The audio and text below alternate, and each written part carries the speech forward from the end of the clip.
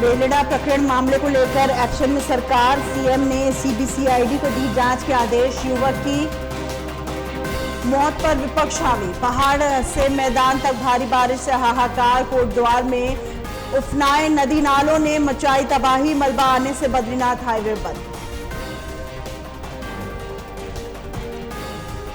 Doon medical college की स्थिति खराब। एक ही बेड पर 2 मरीजों का हो रहा इलाज। कांग्रेस ने डबल इंजन पर साधा निशाना।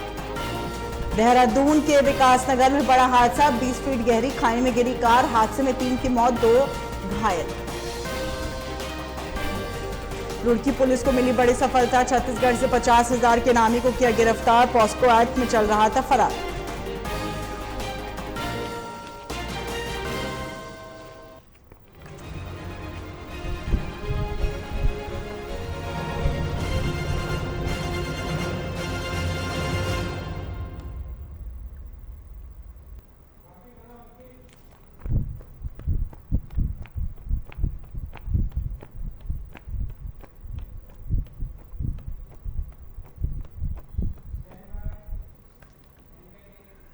नमस्कार, स्वागत है आपका। आप देख रहे हैं उत्तराखंड लाइव। मैं हूं आपके साथ हिना। सावन के सोमवार को महामृत्युंजय महादेव मंदिर सहित क्षेत्र के कई शिवालयों में महादेव के जल अभिषेक के लिए आज सैकड़ों की तादाद में शिव भक्त नेतृत्व प्रयाग कर्णप्रयाग में अलकनंदा नदी पर पूजा अर्चना करने के बाद गंगाजल लेकर पैदल नंगे पांव से प्रस्थान किया। इस दौरान कर्णप्रयाग में विश्व हिंदू परिषद के कार्यकर्ताओं ने संगम पर और हनुमान मंदिर में कांवड़ियों को फल और पेयजल की शुरुआत की गई और इसके बाद सुभाष नगर, पांडली, शिमली, बगोला आदि पूरे रास्ते भर लोगों ने शिव भक्तों का स्वागत करते हुए जलपान और फल वितरित किए। महामृत्युंजय महादेव परखाल देवीदुरा में जो कांवड़ यात्रा जो हमारी शुरू हुई है, ये आज चौथी बार जो कांवड़ समिति है उसके द्वारा ये कार्यक्रम शुरू किया जाता है। और इस कार्यक्रम के तहत हमारे नानबगढ़, संपूर्ण नानगढ़ क्षेत्र के कांवड़ यात्री जो आना चाहते हैं, जल चढ़ाना चाहते हैं, वो आकर के समिति में अपना रजिस्ट्रेशन करते हैं और उसके बाद हम लोग नानगढ़ में इकट्ठा होकर के कर्णप्रयाग संगम में आते हैं। यहाँ पर विधिवत पूजा अर्चना करके जो है संकल्प लेते हैं कि हे शिव, हे महादेव, हमारी सबकी मनोकामना पूर्ण करें और आने वाले वर्षों में हमारी रक्षा करना और हम लोग सब कुशल रहेंगे तो हम फिर दोबारा आएंगे। ये मनोकामना को लेकर के हम लोग यहाँ पे जल का प्रयाग में पिंडर नदी पिंडारी गलीसर से आती है और अलकनंदा बद्रीनाथ से होकर के यहाँ पे कर्णप्रयाग में संगम होता है दोनों का। और यहाँ से हम पवित्र जल लेकर के महामृत्युंजय महादेव में ले जाते हैं।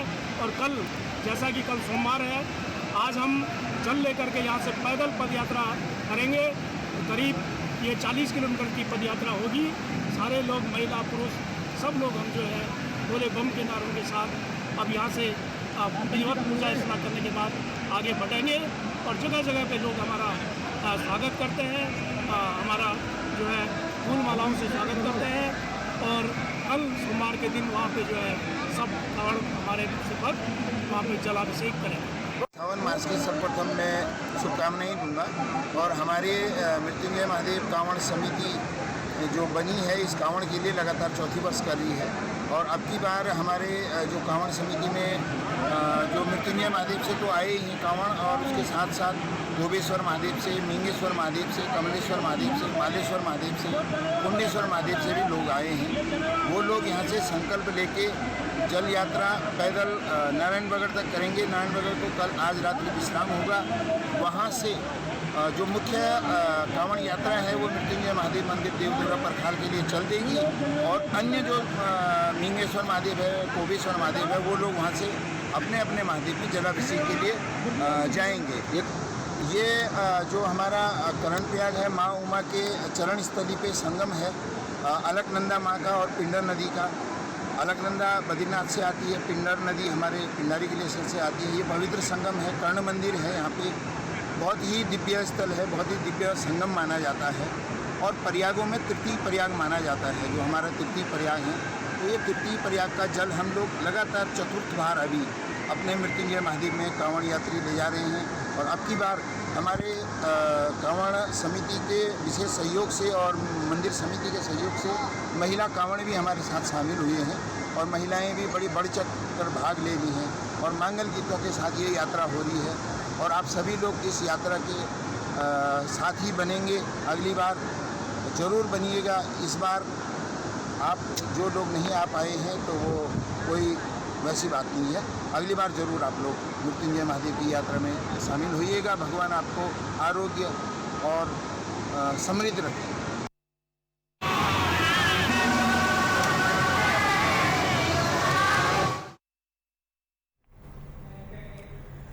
द्वाराहाट विकासखंड में धर्मगांव मिनौली के देव डांगरिये स्नान के लिए त्रिवेणी संगम पर पहुंचे, जहां पवित्र सावन के महीने में देवताओं की पूजा अनुष्ठान कार्य किए जाते हैं, जिसमें भक्त 22 दिन के लिए अपने घर का त्याग करके गांव की धूनी में जोगियों या साधु रूप धारण करके भक्ति करते हैं और 11 दिन के बाद विमानडेश्वर धाम में नंदिनी सुरभि और गुप्त सरस्वती के संगम पर स्नान करते हैं। आज इस स्थान पर हजारों की संख्या में श्रद्धालु पहुंचे हैं और पूजा पाठ में लगे हैं।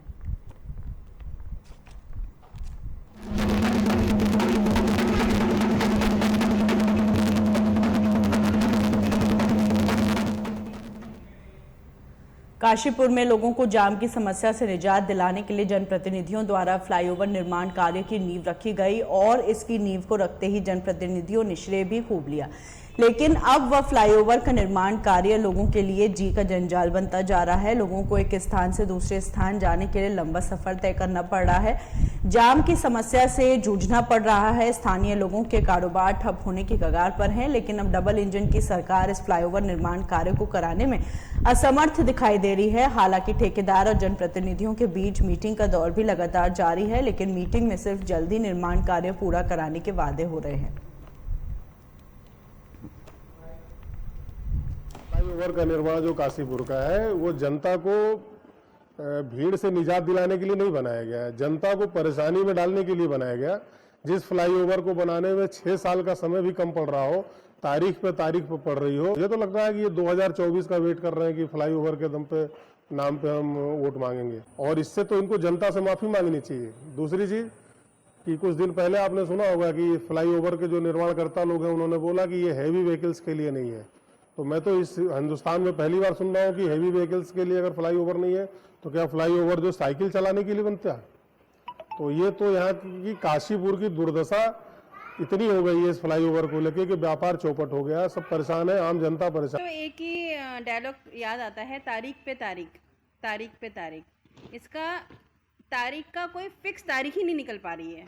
किस समय, किस तारीख पे, किस मौसम में ये फ्लाईओवर बन के इसका निर्माण हो। इससे आम जनता के लिए ये इतना जी का जंजाल बन चुका है आज की डेट में कि जो फ्लाईओवर के पास में दुकानें थीं उनका काम बिल्कुल ठप हो चुका है। आवागमन जो था वो बिल्कुल बंद हो चुका है। अगर आप इस रोड से, अगर फ्लाईओवर वाले रोड से निकलते हैं और आपको दूसरी तरफ की रोड पे जाना है तो लगता है कि मानो हम रुद्रपुर पहुंच चुके हैं। और मुझे तो लगता है कि सरकार से बड़ा यहाँ ठेकेदार हो गया है।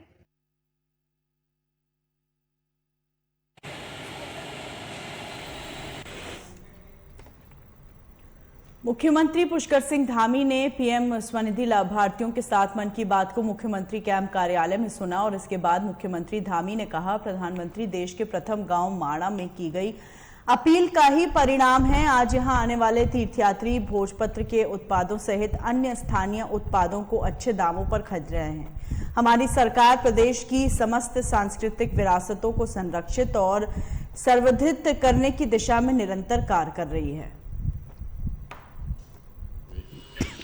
मैंने अनुभव किया, आज निश्चित रूप से स्वनिधि योजना जो माननीय प्रधानमंत्री जी ने street vendor Atmanirbhar Nidhi, PM Svanidhi योजना के जितने भी हमारे आज यहाँ पर लाभार्थी आए हैं, और मैं आप सबको देखकर थोड़ी देर के लिए मैं आप सबके बीच में गया था, आपसे मिला था, देहरादून से, ऋषिकेश से, हरिद्वार से आए हुए लोगों के बीच में मैंने अनुभव किया कि इस योजना से आप सभी को खुशी भी मिली है। और कहीं न कहीं जिस प्रकार से यहाँ पर नुक्कड़ नाटक के माध्यम से बताया गया, और ये कहीं न कहीं एक आश्चर्य भी है। और स्वनिधि योजना ने शहरों और कस्बों में जो एक वित्तीय समावेशन और डिजिटल साक्षरता की एक नई लहर चलाई है, और मुझे बड़ी खुशी है कि जिस प्रकार से हमारे रेहड़ी वाले, पटरी वाले, फेरी वाले, ठेली वाले, उन सभी के जीवन को गरिमा और स्थायित्व मिला है। साथ में आप सब लोगों ने जिस प्रकार से डिजिटल को अपनाया है, वो अपने आप में बहुत ही, मैं कहूँ कि अभूतपूर्व है, शानदार है। मैं इसके लिए आप सबको बधाई देना चाहता हूँ। अभी 52% हमारा आया है, 52% लोगों ने इस डिजिटल को अपनाया है। और पेटीएम और ये जो हमारा क्या था, सुधांशु जी पूछ रहा था, प्यारे बच्चे भी आए हुए हैं, हमारे वेंडर स्ट्रीट में काम करने वाले स्वनिधि योजना के हमारे भाई बहन यहाँ आए हैं, मुख्य सेवक सदन के अंतर्गत आए हैं। तो आप सबके प्रोत्साहन के लिए राज्य सरकार चाहती है, मैं स्वयं चाहता हूँ, माननीय प्रधानमंत्री जी की इच्छा है कि आप सब विकास की इस मुख्य धारा में आगे आएं, आप सबके जीवन का उत्थान हो, आने वाले समय में आपको भी हर प्रकार की सुविधाएं मिले, आपके बच्चों को हर प्रकार से आगे बढ़ने का अवसर प्राप्त हो। इसलिए आने वाले समय में जो 3-4% का जो बीच का अंतर है, यह अंतर भी राज्य सरकार जो है इसको पूरा करेगी, मैं घोषणा करता हूँ। लेकिन ये मैं जरूर कहना चाहता हूँ कि जिन्होंने भी लोन लिया है, मुझे खुशी हो रही है, जिन्होंने 10,000 का चुकाया है, 10,000 पूरा किया है, उसको 20,000 की पात्रता हो गई है, और जिन्होंने 20,000 चुकाया है उनको 50,000 की पात्रता हो गई है। तो ये मैं जरूर इस तरफ से, हम सरकार की तरफ से इसको करेंगे। लेकिन मैं आप सबसे यह भी कहना चाहता हूँ कि जो मासिक किस्त है, वो मासिक किस्त अपने समय पर जरूर आप भरने का काम करें, जिससे कि जो हमारा पहिया है वो एक तरफ से राज्य सरकार का पहिया है, केंद्र सरकार का पहिया है, एक पहिया आपको भी चलाने का काम करना है। एक पहिया तो हम लोग चला रहे हैं, लेकिन दूसरा पहिया आप सब साथ साथ चलाएंगे तो निश्चित रूप से हमारी गाड़ी आसानी से अपनी मंजिल पर पहुंचेगी, अपने लक्ष्य पर पहुंचेगी।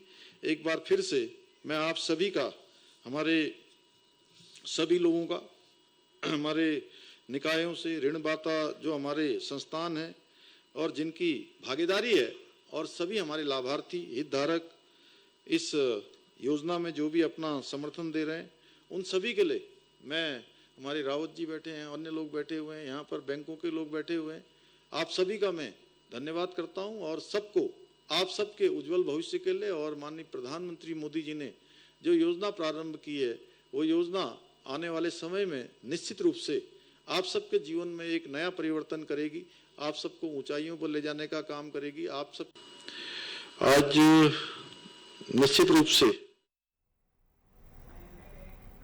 अखिल भारतीय अखाड़ा परिषद अध्यक्ष श्री महंत रविंद्र पुरी महाराज ने सावन माह को लेकर बताया, सावन भगवान शंकर का अभिषेक करने का एक अपना विशेष महत्व है, क्योंकि सावन माह भगवान शिव को अति प्रिय है। इस माह में भगवान शिव का अभिषेक उनके भक्त अपनी मनोकामना के अनुसार करते हैं, जिसकी जैसी मनोकामना वैसा अभिषेक भगवान शिव को किया जाता है, क्योंकि सावन माह में भगवान शिव की कृपा अपने भक्तों पर बनी रहती है। प्यार रहा है तो हमारे पूरे भारत में नहीं, पूरे विश्व में जहाँ जहाँ हमारा सनातनी समाज है, जहाँ हमारे हिंदू भाई रहते हैं, सभी सावन मनाते हैं। सावन के महीने में भगवान शंकर की उपासना की जाती है, पूजा की जाती है, भगवान शंकर का अभिषेक होता है। और अभिषेक भी नाना प्रकार का होता है, कोई जल से अभिषेक करता है, कोई चीनी से अभिषेक करता है, दूध से करते हैं, गन्ने का रस उससे अभिषेक होता है, मधु से होता है। तो इसलिए जिसकी जैसी भी मनोकामना होती है, जो जैसी इच्छा रखता है, उसी प्रकार से वो अभिषेक करता है। तो सावन के महीने में विशेष महत्व माना गया है। भगवान शंकर जो है सावन के महीने में जल्दी से प्रसन्न हो जाते हैं। और ये भी माना गया है कि सावन के महीने में भगवान शंकर उत्तराखंड में वास करते हैं। तो हमने यही, आपने देखा होगा, कावड़ मेला इतना हमारे यहाँ हरिद्वार में रहा, तो सभी जितने भी सनातनी सभी भगवान शंकर के उपासक है, भगवान शंकर की पूजा करते हैं, भगवान शंकर की आराधना करते हैं। सभी को आशीर्वाद, साधुवाद।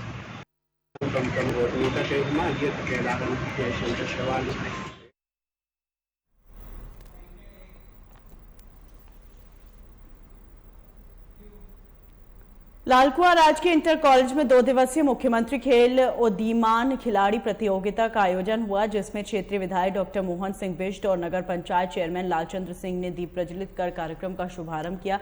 इस अवसर पर 18 विद्यालयों के 162 प्रतिभागियों ने हिस्सा लिया, जिसमें 600 मीटर की दौड़ में कई वर्गों के स्कूली बच्चों ने हिस्सा लिया।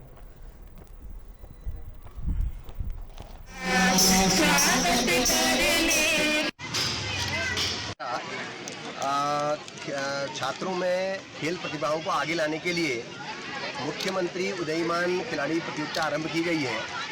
इसका उद्देश्य हमारे विद्यालय के बच्चों को एक प्लेटफॉर्म देना है ताकि उनकी जो प्रतिभा है वो आगे आए और उनको एक मंच मिले। तो इससे इन प्रतियोगिताओं से न केवल हमारे बच्चे आगे आते हैं बल्कि उनको एक प्लेटफॉर्म भी मिलता है और वो लोग अपने खुद को राष्ट्रीय और अंतर्राष्ट्रीय मंचों पर प्रदर्शन करने के लिए तैयार करते हैं।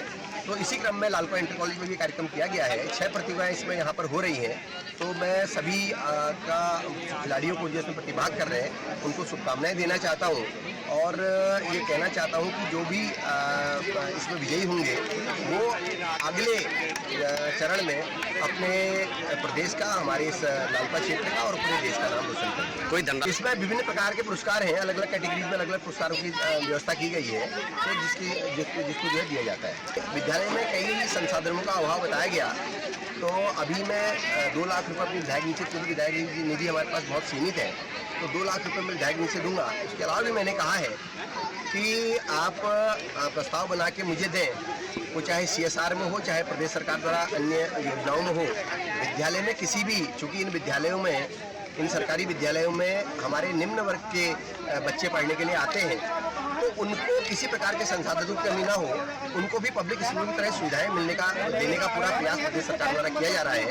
तो किसी भी स्थिति में पैसे की कमी से विद्यालय में किसी भी संसाधन की कमी नहीं होने दी जाएगी। हर तरह से चाहे किताबें हों, चाहे कक्ष हो, चाहे फर्नीचर हो, चाहे लैब के उपकरण हो, चाहे अन्य कोई भी चीज़ें हों, उनको हर हाल में बच्चों के लिए उपलब्ध कराई जाए।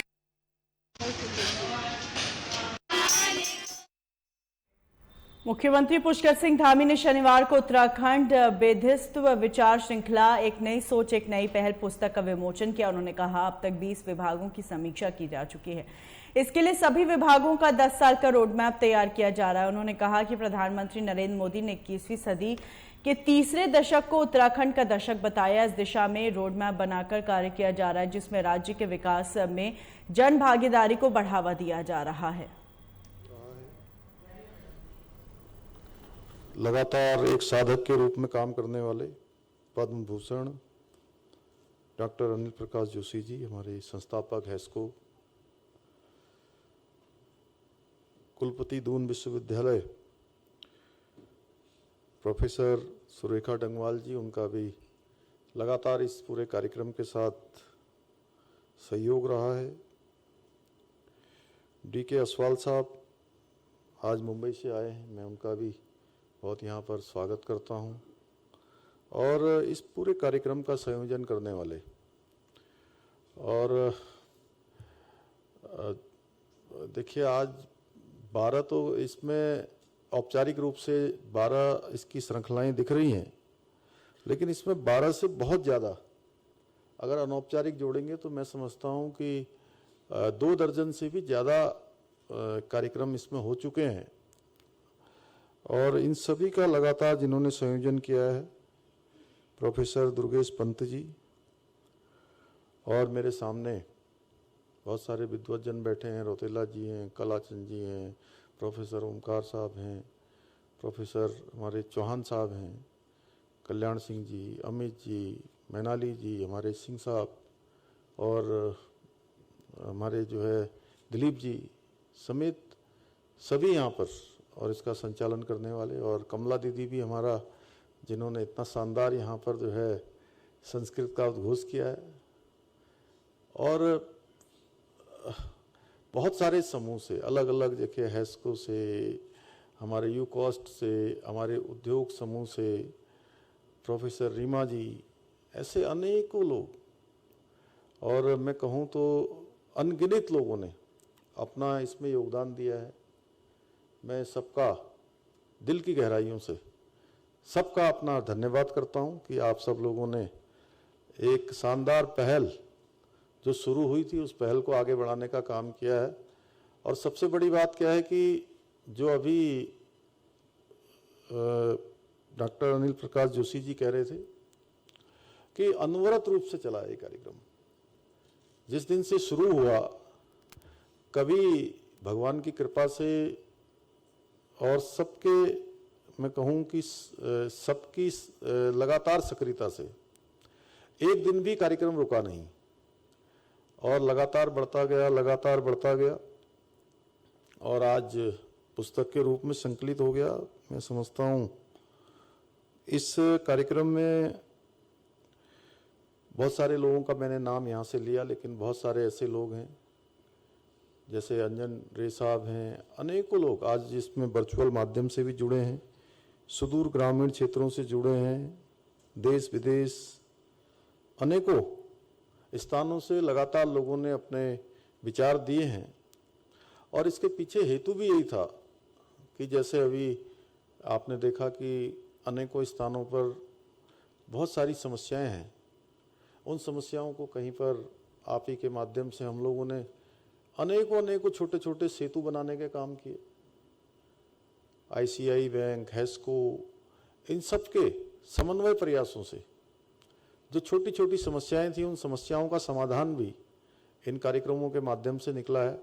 और जो बड़े विचार थे जिनसे हम आगे पहुंच सकते हैं, उन विचारों को दीर्घकालिक योजना में भी हमने सम्मिलित किया है। जैसे अभी हमारे मनोज पंत जी यहाँ बैठे हैं, प्लानिंग डिपार्टमेंट के हैं। अभी हम लोगों ने लगभग 20 डिपार्टमेंटों की लगभग बैठक ले ली है और उन 20 डिपार्टमेंटों की बैठक में, सभी बैठकों में जो भी काम, जो भी विचार आप सबके माध्यम से, बोधिसत्व के माध्यम से इसमें आए हैं, उन सभी विचारों को हमने उनमें भी सम्मिलित करने का प्रयास किया है। चाहे वो हमारा ये बजट बनने से पहले की बजट पूर्व जो संवाद हैं, उस संवाद से जो लोगों के विषय निकले, बागवानी के क्षेत्र में, हमारे कृषि के क्षेत्र में, पशुपालन के क्षेत्र में। बड़ा अच्छा है कि अभी टेक्नोलॉजी के क्षेत्र में हमारे प्रोफेसर ओमकार जी ने कहा कि इन सब चीज़ों को जोड़ा जाना चाहिए। उन्होंने अपने विचार के, प्रोफेसर चौहान साहब ने बहुत सारी बातें कही, जिसमें पंतनगर विश्वविद्यालय एक बहुत बड़ा हमारे लिए, चूँकि शोध अनुसंधान का एक बड़ा केंद्र है इस क्षेत्र का, और मैं सच बताऊं तो उस क्षेत्र का और उस विश्वविद्यालय का जितना उपयोग राज्य के इन सब क्षेत्रों को बढ़ाने के लिए, कृषि के क्षेत्र को, पशुपालन के क्षेत्र को, मत्स्य के क्षेत्र को, आज उतना अभी हम ले नहीं पाए हैं, कहीं न कहीं न्यूनता रही है। और मुझे बड़ी उम्मीद है आपके आने के बाद कि ये काम आगे बढ़ेगा। पीछे हमारे खिलाड़ी संघ के लोग बैठे हुए हैं, उनके कार्यक्रम में भी मुझे जाने का अवसर मिला। हमारे चौहान से लेकर तमाम लोग, वहाँ भी एक अच्छा प्रयास शुरू हुआ है। खिलाड़ियों के लिए बहुत सारी चीज़ें जो राज्य की हमने खेल नीति में जिनको सम्मिलित किया है, लेकिन अभी उसको व्यवहारिक रूप से अभी धरातल पर उतरना है। क्या है कि यहाँ पर एक कार्य व्यवहार, कार्य संस्कृति जिसको हम लोग लागू करना चाहते हैं, लोगों के कार्य व्यवहार में लाना चाहते हैं, उनके जो दैनिक जीवन के काम हैं, केवल 10 to 5 का जो सरकारी हमारा एक अभी सिस्टम बना हुआ है, वो सिस्टम भी हमारा बदले। और मैंने ही प्रयास किया है कि अब मैं रात को भी जो है, चूँकि अधिकांश दिनों में कई बार राज्य के अनेकों स्थानों पर रहना होता है, राज्य के बाहर भी जाना होता है, तो मैंने कोशिश करी है कि रात को मैं 11 बजे तक, अभी तो मिनिमम चल रहा हूँ कि 11 बजे तक जो है वहाँ बैठकों का क्रम और जो हमारे सामान्य रूटीन के कामकाज होते हैं, वो कामकाज हमने 8:30 बजे के बाद जो है उनको अपने टाइम टेबल में रखा है कि 8:30 बजे से शुरू करते हैं। जो फाइलें जिनको कहते हैं, जो दैनिक डाकें होती हैं, ये होता है, उसमें अलग अलग तरीके से अब मैंने शुरू कर दिया है। तो उसको भी हम आगे बढ़ाएंगे, क्योंकि दिन में कई बार ऐसा होता है कि सब लोग अपने अपने काम ही करते रहते हैं, अपने कार्यक्रम ही लगे होते हैं, तो उन कार्यक्रमों को भी डिस्टर्ब करना ठीक नहीं होता है। लेकिन एक कल्चर हमारे राज्य का बने, और इसके पीछे हेतु है, जैसे अभी कलाचंद जी कह रहे थे कि मुझे इन्होंने देखा, वहाँ माल देवता के पास देखा, हमने इनको जोशीमठ में देखा, आपके साथ भी देखा, मैंने देखा कि ये लोग डंडा लेके कहाँ चल रहे हैं। मैं तो बड़ा आश्चर्यचकित हुआ कि इतनी बारिश और इतना उसमें